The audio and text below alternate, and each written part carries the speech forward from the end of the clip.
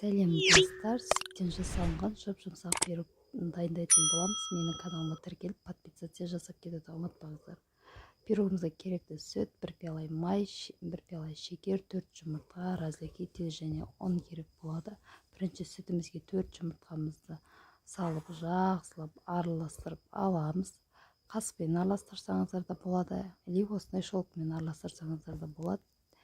Және осылай араластырып алып шекерімізді салатын боламыз достар. Шекерімізді салып жақсылап шекерімізді ерігенше араластыратын боламыз. Бір келкі етіп массамызды жақсылап араластырамыз. Шекеріміз астында қалмас үшін жақсылап араластыруымыз керек. Және 1 пиала майымызды құйып, және оны да араластыратын боламыз. 1 пиала майымызды жақсылап араластырып, бір келкі болғанша араластырамыз.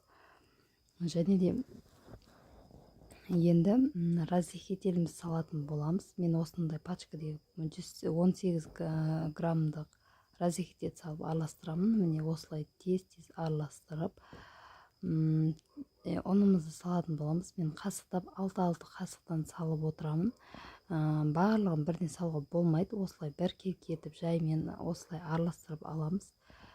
Осылай салып, ұнымызды салып, жай-жаймен аз-аздан салып, араластырып, осылай бір келкі масса шығу керек. Ұнымыз іртік болып қалмау керек, түйір-түйір болып, осылай бір келкі масса болып шығады. Және осы массамызды, қазір тавамызды, қызып тұрған тавамызды алып, бір келкі етіп майлап аламыз. Майлап, мен массамды құйып аламын.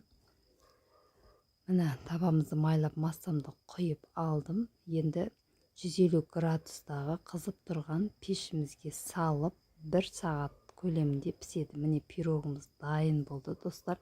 Өте жұмсақ, оп-оңай, жасап көріңіздер. Менің пісірген заттарым ұнаса, менің каналыма тіркеліп лайк басуды ұмытпаңыздар достар. Осылай сіздермен рецепттерімді бөлісіп отырамын. Сіздермен болған Алмагүл.